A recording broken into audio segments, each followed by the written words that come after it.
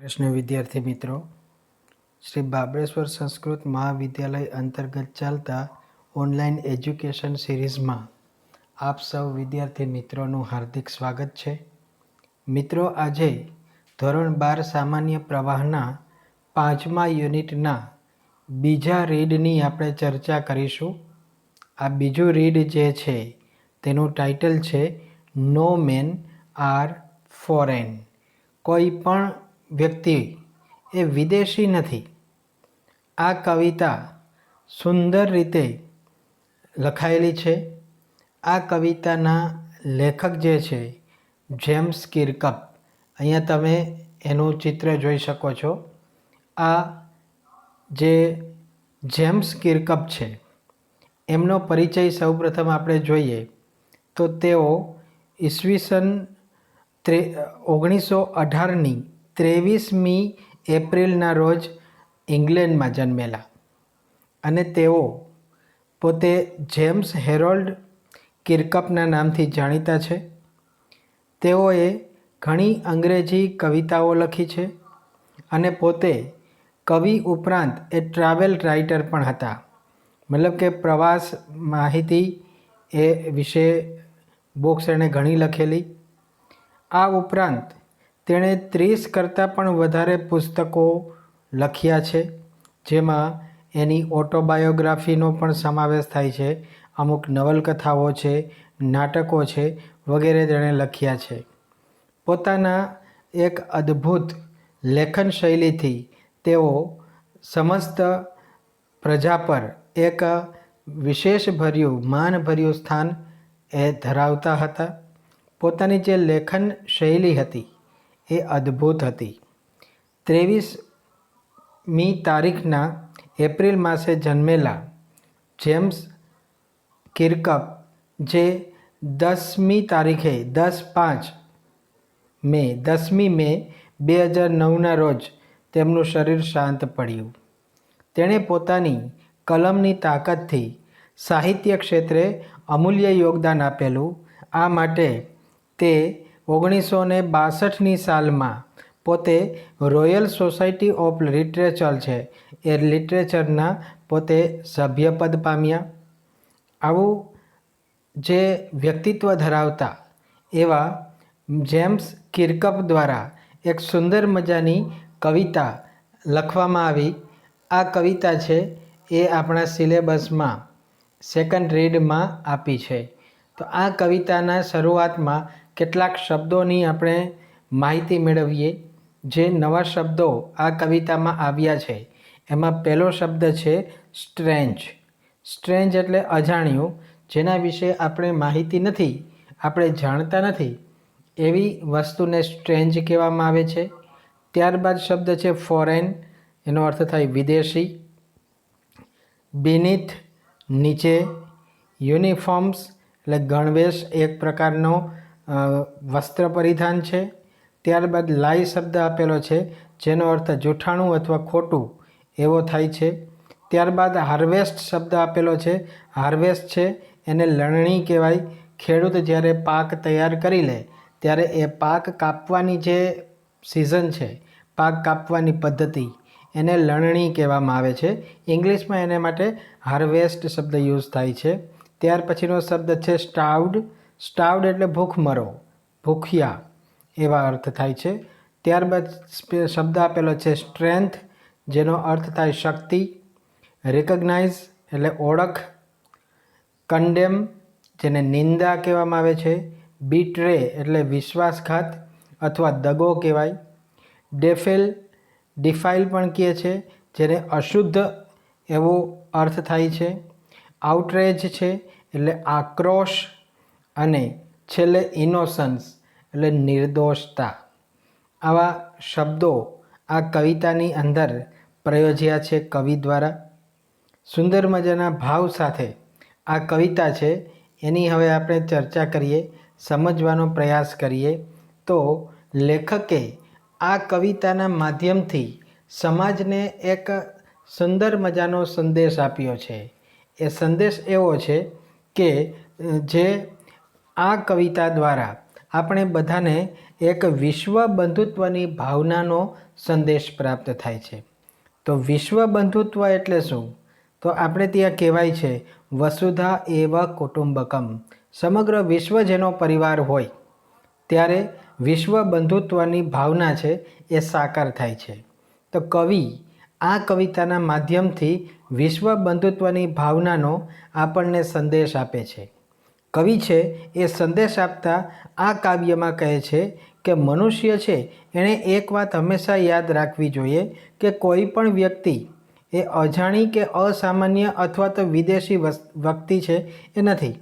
ભલે દરેક લોકોનો પહેરવેશ સમાન ન હોય, દરેક લોકોનો પહેરવેશ જુદો જુદો હોય. આપણે ત્યાં દરેક વિસ્તારમાં લોકોનો જે વસ્ત્ર પરિધાન જે પદ્ધતિ છે એમાં થોડું ડિફરન્ટ પદ્ધતિ છે, તફાવત જોવા મળે છે. પરંતુ રંગબેરંગી અથવા તો અલગ અલગ સાઇઝના કે અલગ અલગ પ્રકારના કપડાઓની અંદર જે શરીર રહેલું છે, માનવ શરીર, એ માનવ શરીર તો બધાનું એક સરખું જ છે. બાહ્ય કપડાં ભલે જુદા હોય પરંતુ અંદર રહેલું શરીર છે એ એક જ છે. આપણે બધા લોકો એક જ પ્રાણવાયુને શ્વાસમાં લઈએ છીએ. તો આપણે જે શ્વાસમાં લઈએ છીએ એ પ્રાણવાયુ પણ એક જ છે. આપણે જે જમીન પર, જે ભૂમિ પર આપણે વસવાટ કરીએ છીએ, ચાલીએ છીએ, રહીએ છીએ, એ ભૂમિ પણ આપણી પોતાની છે. અને જ્યારે આપણું શરીર શાંત થશે, મૃત્યુ પામશું, ત્યારે આપણું શરીર છે એ આ જ ભૂમિમાં દફન થવાનું છે. અને એ જ ભૂમિના કણો સાથે આપણું શરીર છે એ એક થઈ જશે. આપણે છે સૂર્ય, હવા કે પાણી જેનો ઉપયોગ કરતા હોઈએ છીએ, એ સૂર્ય, હવા અને પાણી એ આપણા પોતાના જ છે. યુદ્ધ સિવાયના સમયને બાદ કરતાં આપણે જે કંઈ પણ ખોરાક લઈએ છીએ અને યુદ્ધ જ્યારે શરૂ હોય ત્યારે આપણે ભૂખું રહેવું પડે છે. તો આપણે જે ખોરાક લઈએ છીએ તે અને ભૂખ્યા રહીએ છીએ ત્યારે તો આપણે બધા એક સમાન છીએ. ઈશ્વરે, ભગવાને આપેલ આપણે જે બે હાથ છે, આ બે હાથનો ઉપયોગ આપણે મેક્સિમમ મહેનત અને હાર્ડ વર્ક કરવા માટે એનો ઉપયોગ કરીએ છીએ. તો આપણે બધાએ લોકોએ યાદ રાખવું જોઈએ કે ઈશ્વરે આપણે બધાને સુંદર મજાની સૃષ્ટિ જોવા માટે દ્રષ્ટિ આપી છે, બે આંખો આપી છે. અન્યની જેમ જ શક્તિ પણ આપણે જેટલી જ છે. ગમે એટલી મહાન તાકાતને પણ આપણે ધારીએ ને તો એને પ્રેમથી આપણે આપણા વશ કરી શકીએ છીએ. આપણી જીવન જે લાઈફસ્ટાઈલ છે એ માનવ માત્રથી ભલે સમગ્ર વિશ્વમાં આપણી લાઈફસ્ટાઈલ છે એ સમાન છે. આમ એનો અર્થ એવો થાય કે આપણે છે ને ક્યારેય પણ કોઈની ટીકા કરીએ અથવા તો કોઈકને આપણે છેતરીએ છીએ, ધિક્કારીએ છીએ તો એ યોગ્ય ન કહેવાય. સમગ્ર વિશ્વ છે આપણે યાદ રાખીએ કે આપણે વિશ્વ બંધુઓ છે. આપણે કદાચ ક્યારેય પણ કોઈનો તિરસ્કાર ન કરવો જોઈએ. જ્યારે આપણે કોઈને તિરસ્કાર કરીએ ને એનો અર્થ એવો થાય કે આપણે આપણી જ જાતની ટીકા કરીએ, આપણે આપણી પોતાની જ આપણે છેતરીએ છીએ. જ્યારે કોઈ પણ કારણ વગર આપણે તેની સાથે લડવા માટે અથવા તો દેશ વિદેશમાં જુદા જુદા લોકોની સાથે આપણે જ્યારે લડીએ છીએ ત્યારે આપણે તો લડતા હોઈએ છીએ, પણ આપણી સાથે સાથે આપણે જ્યાં રહીએ છીએ એ પૃથ્વી માતા એને પણ આપણે પ્રદૂષિત કરી મૂકીએ છીએ. અને આપણે પૃથ્વી પર ઠેર ઠેર ગંદકી ફેલાવીએ છીએ. કારણ કે યુદ્ધમાં જે ખુવારી થાય, આ ખુવારીથી પર્યાવરણ છે એ ચોક્કસ જોખમાય છે. અને પર્યાવરણ જોખમાય પરિણામે આપણે જે વિસ્તારમાં રહીએ છીએ, માત્ર એ વિસ્તાર જ નહીં પણ સમગ્ર પૃથ્વી છે, વિશ્વ છે, એને આપણે ગંદકી એમાં ફેલાવી દઈએ છીએ, એને પ્રદૂષિત કરી નાખીએ છીએ. એટલે કવિ છે આ કવિતામાં આપણે સ્પષ્ટ સંદેશો આપે છે કે આપણે દરેક લોકોએ સમજી લેવું જોઈએ કે વિશ્વનો કોઈ પણ મનુષ્ય છે એ આપણા માટે અજાણ્યો નથી. એ આપણો પોતાનો જ બંધુ છે, આપણો જ ભાઈ છે, આપણો જ મિત્ર છે. અને કોઈ દેશ છે એ વિદેશ નથી, પરદેશ નથી, એ આપણો જ દેશ છે. કારણ કે આપણે ભલે દેશ જુદા હોય પણ આ દરેક દેશો છે એ જ્યાં આવેલા છે, એ ભૂમિ, એ ધરતી, એ યુનિવર્સ, એ પૃથ્વી, એ તો આપણી છે ને. એટલે પૃથ્વીના જ જુદા જુદા અંગો છે. તો એ બધા અંગો સાથે મળી અને એક સૃષ્ટિ, એક પૃથ્વીનું નિર્માણ થાય છે. તો પૃથ્વીના જ અંદર આપણે બધા સાથે મળીને રહીએ છીએ. એનો અર્થ એવો થાય કે આપણે બધા વિશ્વ બંધુત્વની ભાવના છે એને સાક્ષાત્કાર કરીએ, એને કેળવીએ. તો એવા સુંદર મજાના ભાવ સાથે કવિએ સુંદર મજાની વાત આ કવિતાના માધ્યમથી આપણે કરી છે કે કોઈ વ્યક્તિ છે એ અજાણ્યો નથી. કોઈ વ્યક્તિ એ કોઈને ભલે એણે વસ્ત્ર પરિધાનથી કદાચ આપણા કરતાં જુદો પડતો હશે, પરંતુ અંદર રહેલા કપડાના વસ્ત્રોની અંદર રહેલું જે શરીર છે એ તો બધાનું સરખું છે. દરેક લોકો સરખો જ પ્રાણવાયુને શ્વાસમાં લે છે. દરેક લોકો સરખું જ ખોરાક લે છે, પાણી ગ્રહણ કરે છે. તો આ બધી બાબતો છે એ સમાનતા જોવા મળી છે. તો પછી આપણે અલગ કઈ રીતે થયા? આપણે એક જ છીએ. અને જ્યાં એકની વાત આવે ત્યાં વિશ્વ બંધુત્વનો ખ્યાલ એ આપણે સુદૃઢપણે એને ફોલો કરવો જોઈએ. અને આપણી અંદર બંધુત્વના ગુણો વિકસાવીએ તો ક્યારેય પણ કોઈ દેશ વચ્ચે કે વ્યક્તિ વચ્ચે યુદ્ધની પરિસ્થિતિ સંભવી શકે નહીં. કારણ કે પરિવાર એક છે અને જો પરિવાર સમજવા લાગીએ ત્યારે અંદર જે ભરેલી જે કડવાહટ છે એ પણ દૂર થઈ જાય છે. તો બહુ સુંદર મજાનું વર્ણન અહીંયા કવિ જેમ્સ કિર્કપ દ્વારા કરવામાં આવ્યું છે. એ સુંદર મજાની કવિતા હવે આપણે જોઈએ. તો શરૂઆતમાં જ લેખક છે એ આપણે યાદ અપાવે છે. શું કહે છે?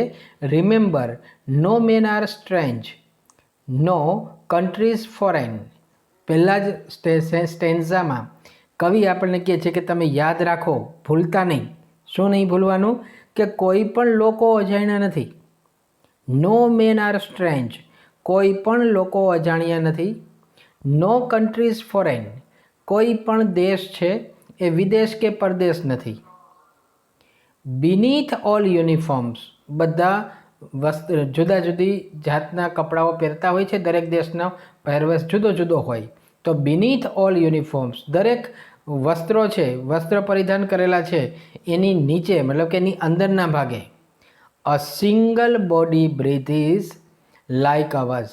આ બધાની નીચે જે એક સિંગલ એક શરીર છે આપણી સૌની જેમ, એ શરીર શું કરે? તો કે the land our brothers walk upon it, earth like this in which we all shall lie. એ ભૂમિ જેના ઉપર આપણા બધા ભાઈઓ એ ચાલે છે, એ જ પૃથ્વી છે જેમાં આપણે સૌ એક વખત સૂઈ જવાના છે, સૂઈ જવાના છે. They too aware of sun and air and water. અને એ જ વસ્તુ છે શું? તો કે એ જ વસ્તુ કે જે સૂર્ય, હવા અને પાણી, આ ત્રણેય વસ્તુથી આપણે માહિતગાર છીએ સારી રીતે. Are fed by peaceful harvest, અને એમનું પોષણ થાય છે. અને કેવી રીતે? તો કે પીસફુલ, શાંતિની રીતે, શાંતિજનક રીતે ફસલ જે છે એ ફસલ છે શાંતિથી, ફસલથી. અને બીજું બાબતની વાત કરી છે by wars long winter stood their hands are ours and in their lines we read a labour not different from our own. અહીંયા કવિ સ્પષ્ટ કહે છે કે યુદ્ધ દ્વારા જે તીવ્ર અછત સર્જાય છે શીતકાલથી, તેના હાથ નથી ભિન્ન આપણાથી, એના હાથ પણ આપણાથી જુદા નથી. અને તેની રેખાઓમાં પણ આપણને ઉકેલાય છે. એવો સુંદર મજાનો અહીંયા ભાવ એ જાગૃત કરતા લેખક કહે છે, કવિ આપણને કહે છે કે remember they have eyes like our that walk or sleep. આપણે એ પણ યાદ રાખવાનું કહે છે કે યાદ રાખો કે એની આંખો એ પણ આપણા જેવી જ છે. જે જાગે કે સૂવે, એ આપણે પણ જાગતા હોય અને સૂતા હોય, એવી જ એની પણ આંખો છે, એ પણ આપણી જેમ જાગે છે અને સૂવે છે. And strength that can be one by લવ. અને પ્રેમથી જીતી શકાતી સામર્થ્ય શક્તિ છે એ દરેક ભૂમિ પર જે છે એક સમાન છે, એક સરખી છે, એવો ભાવ અહીંયા કવિ પ્રગટ કરે છે. આગળ કવિ કહે છે that all can recognise and understand. આ બાબતથી બધા વાકેફ છે, બધા સમજે પણ ખરા, સમજે પણ છે. Late us remember. ચાલો આપણે યાદ રાખીએ. શું યાદ રાખવાનું છે? કે છે કે let us remember whenever we are told to hate our brothers. જ્યારે પણ આપણને કહેવામાં આવે કે તમે તમારા ભાઈઓનો તિરસ્કાર કરો, એને તમે ધિક્કારો, ત્યારે શું કરવાનું છે? It is ourselves that we shall despise, betray, condemn. Remember, we who take arms against each other, it is the human earth that we delive. આગળ કહે છે કવિ કે જ્યારે તમને કોઈ કહે કે તમે ફલાણી વ્યક્તિનો તિરસ્કાર કરો, ધિક્કારો, ત્યારે જ આપણે એની સામે પ્રતિકાર કરવો પડશે. એ આપણે જે કહેવામાં આવ્યું છે એને નહીં માનવાનું, એનો પ્રતિકાર કરવાનો. અને કદાચ એવું બને કે એને વખોડવું પડશે. યાદ રાખજો, બીજા લોકોની સામે હથિયાર ઉગામે ને એ જ આપણી જ આ જ ધરતી છે જેને આપણે વધારે ને વધારે શું કરી છે તો એની સ્પષ્ટ કરતા કહે છે remember we who take arm against each other. યાદ રાખજો કે જે એકબીજા સામે હાથ ઉગામે છે, મારવાનો પ્રયાસ કરે છે. It is the human earth that we defile. Our halls of fire and dust outrage the innocence of air that is everywhere or on. Remember, no men are foreign and no country is strange. કવિ અહીંયા બહુ સુંદર મજાની વાત કરે છે કે એ જે લોકો એકબીજા સામે હાથ ઉગામે છે, હાથ ઉગામનારા લોકો છે, એ જ આપણે કે આપણી આ જ માનવ ધરતી છે જેને આપણે પ્રદૂષિત કરી અને આગના ગોળા અને ધૂળથી ભરેલા આપણા જે નર્ક ગ્રહો છે, નર્કાગારો, એને સર્વવ્યાપી નિર્દોષતાની આપણી પોતાની હવાને એ અતિક્રમી કરી શકે છે. યાદ રાખજો, કોઈ મનુષ્ય છે એ વિદેશી નથી અને કોઈ દેશ પણ પરાયો કે અજાણ્યો નથી. માટે આપણે વિશ્વ બંધુત્વની ભાવના કેળવીએ અને વસુદૈવ કુટુંબકમની ભાવના જે છે એને ચરિતાર્થ કરીએ તો વિશ્વ શાંતિ ફેલાશે. અને આ વિશ્વ શાંતિ એ વિશ્વના અને આપણા જ હિતમાં છે, આપણી આવનારી પેઢીઓના પણ હિતમાં છે. શું આપણે આવનારી પેઢીને એક પ્રદૂષણથી ભરપૂર એવી પૃથ્વીને ગિફ્ટ કરીને જાશું? આવનારી પેઢી છે ને એ પણ આપણી નિંદા કરશે. તો અત્યારથી આપણે સમજી જઈએ અને પૃથ્વીને પ્રદૂષિત થતી બચાવી લઈએ. યુદ્ધો થવાના મુખ્ય કારણો હોય છે, એમાં પણ કેટલાક આવા જ કારણો જોવા મળતા હોય છે કે બંધુત્વની ભાવનાથી એ પર હોય છે. પરિણામે જે મનમાં જે કડવાહટ રહી ગઈ હોય છે એ કડવાહટને લીધે લોકો યુદ્ધ સુધી પહોંચી જતા હોય છે. તો વિદ્યાર્થી મિત્રો, આપણે આ કવિતાનો સાર ધ્યાનમાં લઈએ અને એને આપણે હંમેશાને માટે ફોલો કરીએ, એને અનુસરીએ કે વિશ્વમાં રહેલો કોઈ પણ વ્યક્તિ એ જ આપણો ભાઈ જ છે, આપણો મિત્ર છે, આપણો બંધુ છે. જ્યારે આવી લાગણી આપણા અંદર રહેશે ત્યારે આપણે સમગ્ર વિશ્વને એક સુંદર હરિયાળું સ્વર્ગ બનાવી લેશું અને પ્રદૂષણથી મુક્ત કરી શકશું આપણી મા પૃથ્વીને. તો આ સુંદર મજાના કવિતામાં કવિ છે એણે જે વિશ્વ બંધુત્વની ભાવનાનો આપણને સંદેશ આપ્યો છે કે કોઈ વ્યક્તિ છે એ વિદેશી નથી, કોઈ અજાણ્યું નથી, બધા આપણા જ છે, બધા પોતાના જ છે. અને તિરસ્કાર કરવાને બદલે વ્યક્તિને પ્રેમથી જીતો. કોઈ પણ વ્યક્તિ છે એનો તિરસ્કાર ન કરો, એને જીતવાનો કોશિશ કરો અને એ જીતી શકાશે. જો તમારી અંદર ખરેખર હૃદયથી તમે પ્રેમ કરતા હશો અને સાચા પ્રેમથી કોઈ પણ વ્યક્તિને જીતવાનો પ્રયાસ કરશો તો તમને એમાં 100% સફળતા પ્રાપ્ત થશે. તો એ પરિસ્થિતિ છે એમાં કવિ છે એ આપણે સ્પષ્ટ ઉલ્લેખ કરીને કહે છે કે આપણે યુદ્ધો જેવા અતિ ભયાનક બાબતોથી પૃથ્વીને બચાવીને રાખીએ તો પૃથ્વીનું સંરક્ષણ થશે, એનું જતન થશે અને આપણે આવનારી પેઢીને સુંદર મજાની પૃથ્વી આપણે એને ગિફ્ટમાં આપીને જઈશું. તો આ સુંદર મજાના ભાવ સાથે આપણે આ કવિતાને અહીંયા પૂરી કરીએ. જય શ્રી કૃષ્ણ.